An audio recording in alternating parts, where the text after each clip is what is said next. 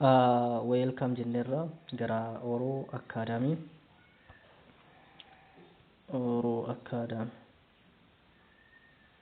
Baga nagaan dhuftan jenna. Share, subscribe gochuun dagatina. So now freshman in mathematics eegalla. Just this mathematics prepared for freshman students.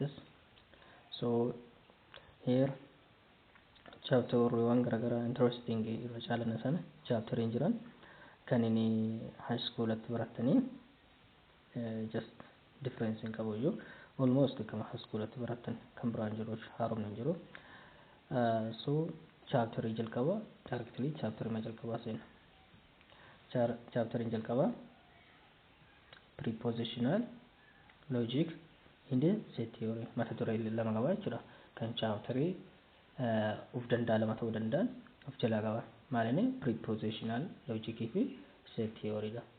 Now partiin jalqaba maal irratti xiyyeeffata? Partiin jalqaba prepositional logic irratti xiyyeeffata. Yes, isa kana irratti xiyyeeffata jechuudha. Partiin itti aanu immoo set theory waa'ee tuutotaa irratti xiyyeeffata. Now kallattimaan gara wanti itti adeemnu prepositional logic itti taajnu. Now definition is a just definition is a rawson kan here example itti jirani here example ota jira asirratti example jira example jira example sana booda definition kaayira jechuudha here definition kaayira. Now kaasee haga ifititu jira isaan kanatu jira. Now maalinni 2 is an even number, triangle has 4 number. Just may God bless you, give that book, what is your name? Now isaan kuni waa tokko isinii kenna just sensi tokko isinii kenna.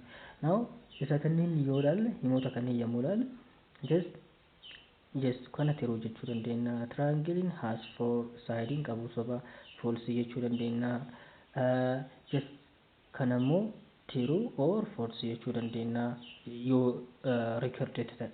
Isaan asii gadan kanneen immoo now true or false jechuu hin dandeenyu.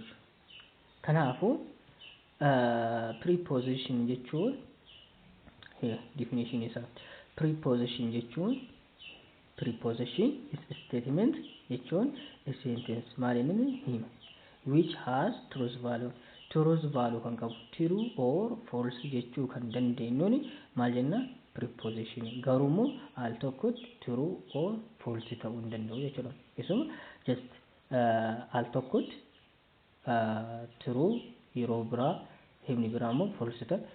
Statementiin akkasii sentensiin true yookiin false ta'uu danda'a maal jenna preposition or statementii jennaan. Fakkeenya gubbaa ilaallu. Fakkeenya asitti dabarsina. Now irratti maalinni 2 is maalinni even number no jedha just it is maalinni preposition. Why? Because true jechuu dandeenya. Triangle has 4 sides false. Kanaafuu maalinni kun statementii dha. Athlete Haile Gebresillaase weighed 45 kilogram when he was 20 years old. Kun amma sobas ta'uu danda'a dhugaas ta'uu danda'a. Kanaafuu kun maalinni statementii dha yookiin preposition. But isaan biroo may God bless you, give me that book or what is your name ka jedhu kunni isaan kunni maalinni preposition ta'uu true jechuu dandeenyu. Eebbifame jechuudhaaf just kitaaba sanaa kin jechuudhaaf true yookiin false jettuun yookiin immoo maqaan kan kee eenyu yoo nuun jedhe maqaan kee abalu jette malee true dha jettee hin deebistu. So kanaafuu kunniin d kaasee haga f jiru maalinni is not a preposition or they are not statement jechuudha. Statement yookiin immoo preposition ta'uudhaaf value kenna maalinni true or false but not both ta'uu qaba jechuudha. Well so kan biraa kan itti aanu logical connective. Logical connective warroota jedhamtu jira. Isaanan haga shantu jira. Isaanan sun maal inni just and or if then if and only if implies. 1 2 3 4 5 isaan kana jechuudha. Logical connective kan jedhan logical dhaan just isa statement logical dhaan nu kennan akkaataa wal itti qabsiifnu jechuudha. And then just mallattoo isa kanaani v inverted taate v galabbaxxee jechuudha. Oriin immoo v dha. Just implies immoo just xiyyaadha isa kana. If and only if ka jedhamu xiyyaa kallattii lamaaniyyuu agarsiisu isa kana.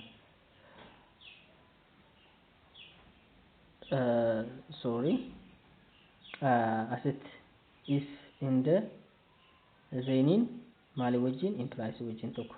Kan inni shanaffaan maaliin negatiinidha. Mallattoo kan negation.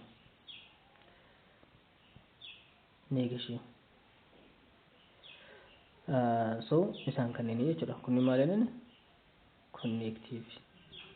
Negation garuu immoo homaa connecting godhu himootuma isa maaliin just negative gochuudhaaf.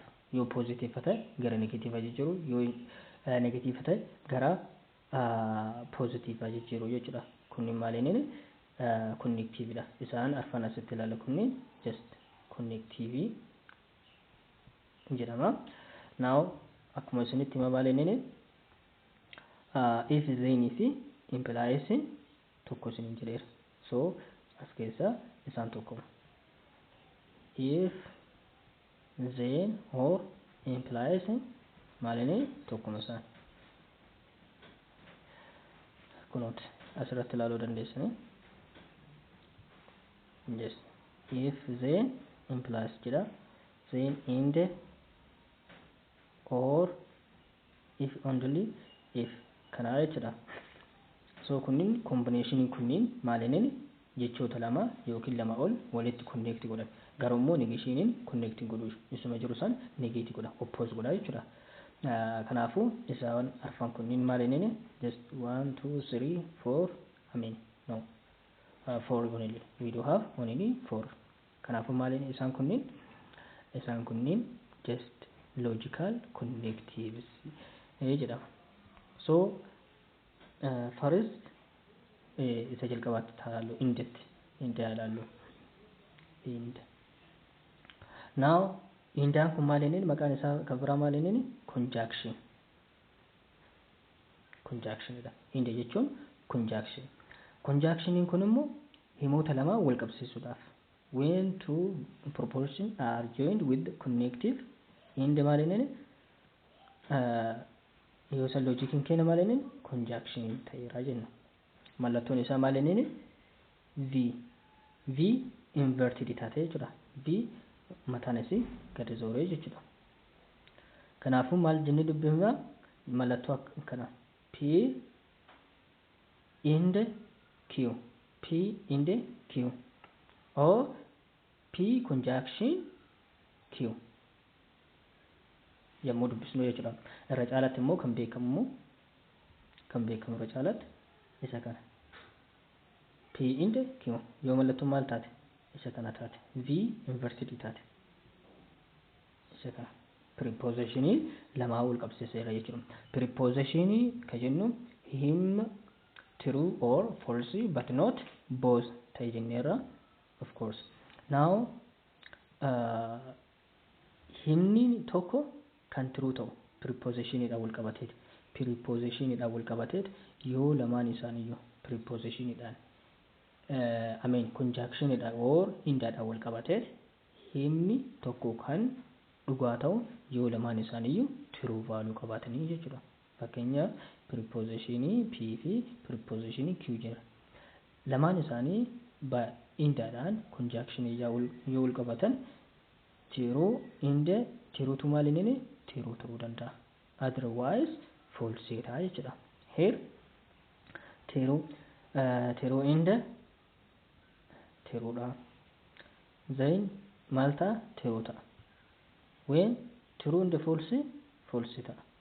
False true false ta'a. False with the false ta'a. Ka inni conjunctionidhaan wal qabatee inni tokko or prepositionii lamaan tokko indaadhaan wal qabatee kan inni tiruu ta'u yoo maal ta'e qofa yoo lamaan iyyuu tiruu inde tiruu ta'e.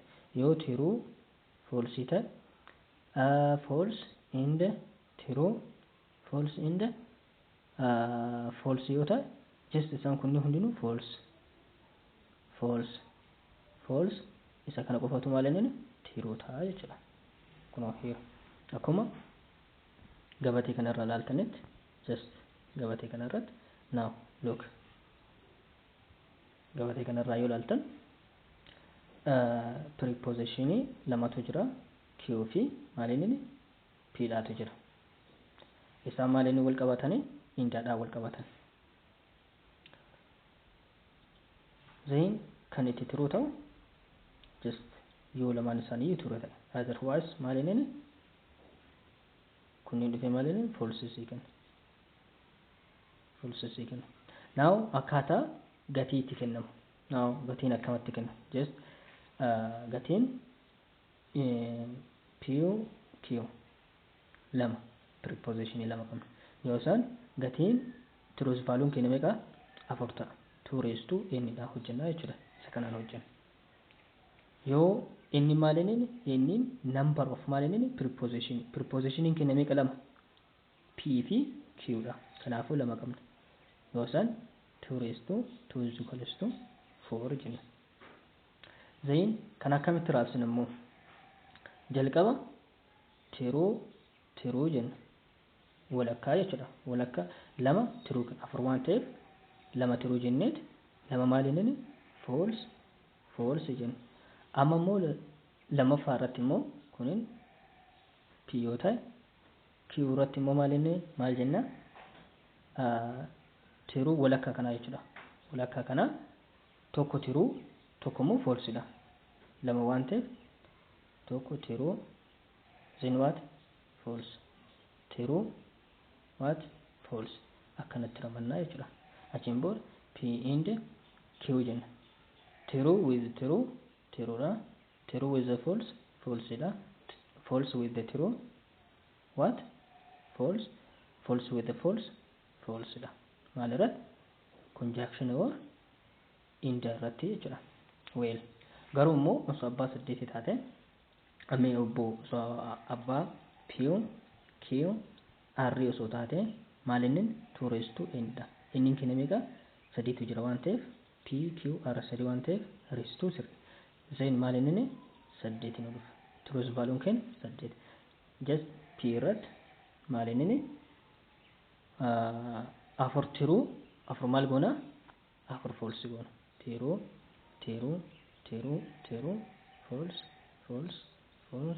false goona. Then lamaffaa irratti Q irratti maal goona? Walakkaa kanaa jechuun isa kana tiruu ka jedhe tiruu false goona jechuudha walakkaa isaa. Ammas tiruu false. Now ammas R irratti immoo walakkaa kanaa jechuun tiruu false jechuudha. Ka kanaa immoo tiruu false akkanatti ramannaa jechuudha. Achiin booda conjunction connective inni kenneen wal qabsiifnaa jechuudha. Well so gara itti aanutti haa ceenu. Now second example asirraa haa ilaallu.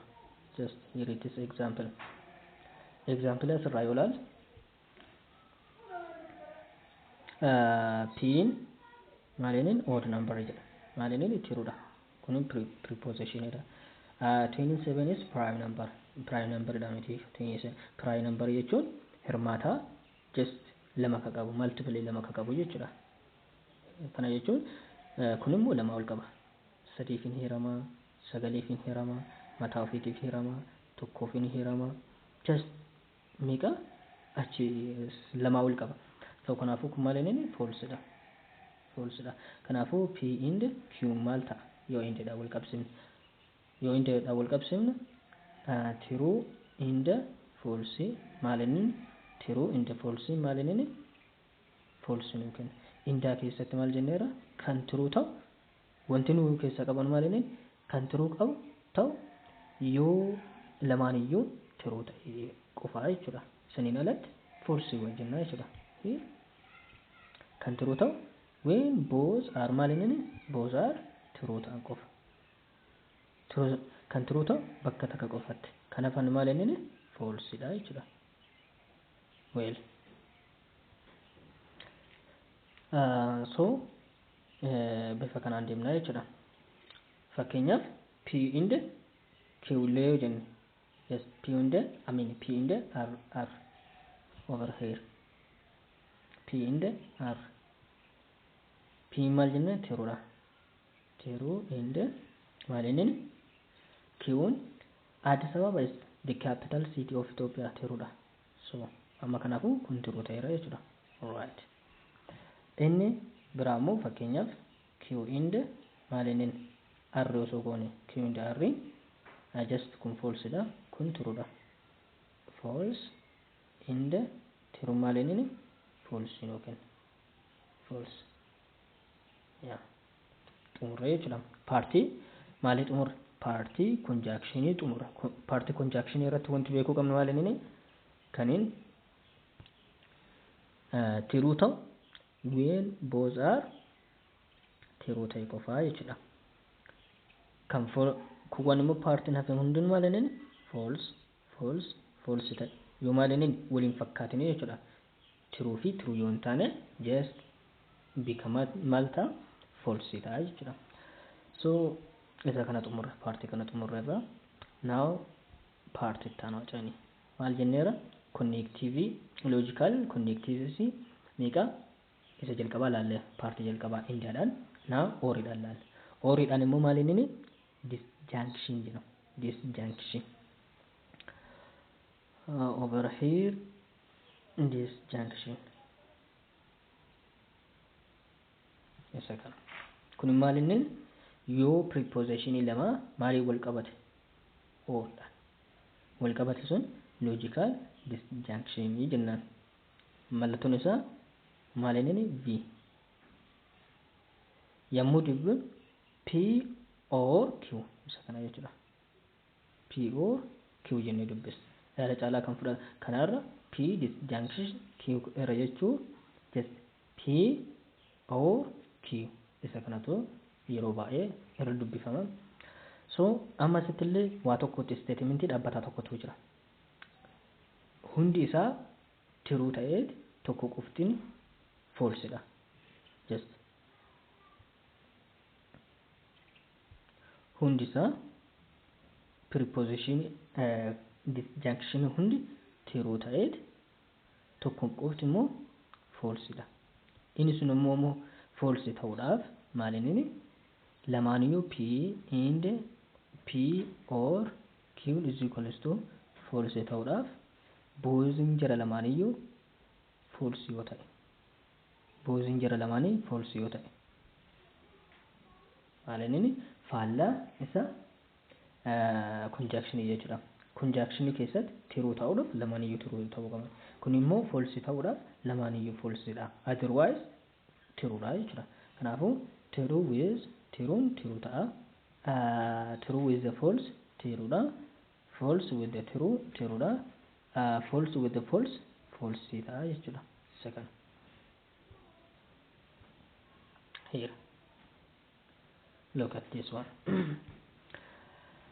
Just as a rat kanin false ta'u yoo lamaan isaaniiyyuu maal ta'anii false ta'anii jechuudha. Yoo hin taane immoo true ta'anii. Maal irratti? Or irratti. P or q is equals to false ta'uudhaaf kunis false qnis maal inni false yoo ta'e jechuudha. Well kana. Now next point just kunillee salphaadha. Next point yaalaallu dura example yaalaallu. Here there is example tokko jira. Isuma jalqabaa ta'e jechuudha. P maal inni P tiruudha. Qn false dha. Nairobi is capital city ammasitti jijjiireera. S dha. S maal inni false dha. Now mee yaalaallu. P or Qn maal inni true or false maal inni true nuu kenna. Kan or irratti kan false nu ta'u yoo lamaan iyyuu false ta'e. Fakkeenyaaf Q or S yoo ta'e naa kun maal inni false dha. False or false maal nu kenna false nu kenna. Isa kana jechuudha. Example hin kenna just isa kana waan ta'eef kunin salphaadha. So let us see the next point. Point inni itti aanu maal inni implication dha.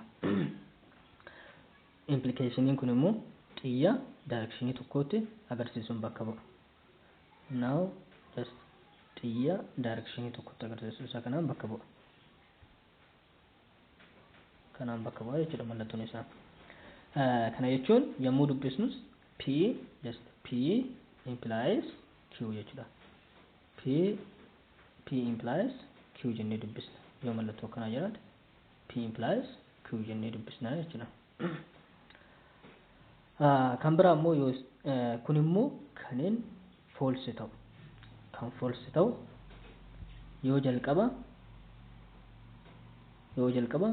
P'n true ta'e kun immoo false ta'e qofa maal inni false ta'a. Otherwise maal inni true dha. True implies maal inni false dha. Is equals to false kan ta'u.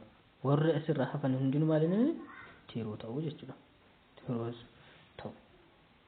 Here P implies Q is false if and only if maal ta'e P'n true ta'e Q'n immoo false ta'e. P'n kenna maal inni true dha. Q'n kenna false yoo ta'e maal nuu kenna false nuu ta'a yoo kenna jechuudha. Otherwise it become what true jechuudha. So here gabatee kana ilaallu. Gabateen kun just truth value just kan false ta'u bakka tokko qofatti kuwwan true dha jechuudha. Here asirratti true ta'a. Sababni true ta'eef just partiin jalqaba maal inni true dha. Partiin lammaffaa maal inni false ta'a. Kanaafuu true implies maal inni false give what true. Kuwwan immoo true implies true, false implies true, false implies false. Kunniin hundinuu maal inni true nuu kennan jechuudha.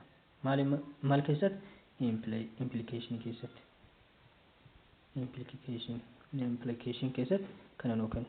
Now example tokko ilaallu. Here example just example duraa sinni naanneessaadha. Now example isa kana irratti P maal inni true dha. Q maal inni false dha. R immoo true dha. Now P in the Q maal inni P implies Q maal ta'a just true implies what false is equals to what false ta'a. Inni jalqaba true ta'e inni itti aanu false ta'e just inni kenna false ta'a. P implies R yoo ilaalle R true implies true become what true ta'a jechuudha. True implies true gives true. So example isaas bifa kanaa jechuudha. So kabira immoo barreeffama keessatti just bifa barreeffamaatiin yoo dhufe implication kun just P implies maalinin Q kana karaa adda addaatiin dubbisuu dandeenya. If P then Q yoo P akkana ta'e Q akkas ta'a. Just Q fi P bakka wal jijjiiree Q if P P implies Q kun ka beekamudha. P only if Q P sufficient for Q Q is necessary for kuniin maalinin bifa barreeffamaati yoo dhufe just isaan hedduun isaanii just kana yookiin immoo isa kana jechuudha. So pointii itti aanutti haasa'inu pointiin itti aanu waan by implication kun immoo maalinin xiyyaa kallattii lamaati. Just xiyyaa kallattii lamaa agarsiisuun kanaan maalinin by implication jenna. Asirratti immoo kan turuu ta'u yoo kallattii lamaa wal fakkaata. Just P Q jennu P by implies maalinin Q yoo jennu kunis true or true kun false or false yoo ta'e maali true nuu kenna. Kallattii lamaanitti yoo wal fakkaata. False true yoo taate maalinin true nuu kenna jechuudha. P maalinin P kennas true Q kennas true dha. Asittillee P kennas false Q kennas false yoo taate true nuu kenna. Just look. False with the false true nuu kenna. True with the true nuu kenna. Warri hafan immoo true with the false with the true maal nuu kennani. Just secondin false nuu kenna. Kunis maalinin false nuu kenna. Kana jechuudha. Sorry. Isa kana jechuudha. So example ilaalla. Now example ka jiru yes over here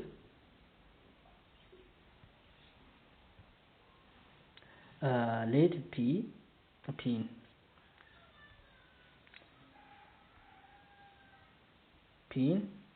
2 is greater than 3 false da. 5 is greater than just Q maalinin true da. I mean true. So P by implies Q yoo jennu false implies true da. Kun maalinin false ta'a. Kan true ta'uu danda'u yoo false with the false or true with the true ta'e qofaa jechuudha. So bifa kanaan laallaa jechuudha. Kanaafuu inni kun false dha jechuudha.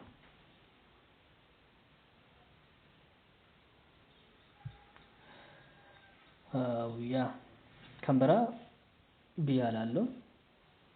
Now B irratti P just 3 is an odd number true da. 2 is prime number Q true da. So true by implies with this true is equals to what? True nuu kenna jechuudha. Bifa kanaanii jechuudha. Exactly asirra jiru. Now just look. Kan biraa immoo negation. Pointiin inni dhuma negation dha. Negation kun immoo hima nuu kenname san oppose gochuudha. Negation jedhama. Yoo true ta'e gara falseetti, yoo false ta'e gara truetti kan hojjechiiru maalini negation dha jechuudha.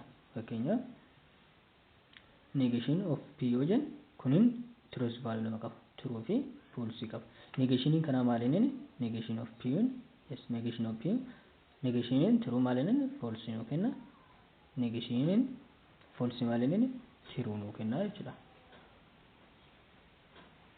Second negation of false negation of true gives false. Negation of false gives what? True. Isa kana jechuudha. Over here kana isuma negative gochuu oppose gochuudha jechuudha. So kanaafuu oroo akkaadhaan itti aanee ka jiru just exercise dha. Here it is exercise dha. So exercise kan video biraatiin walitti deebina. So kanaafuu Oromoo Academy just subscribe, follow, share gochuun dagatina. Video biraa irratti exercise kanas kan biraas qabannee dhufna. Just have a nice time.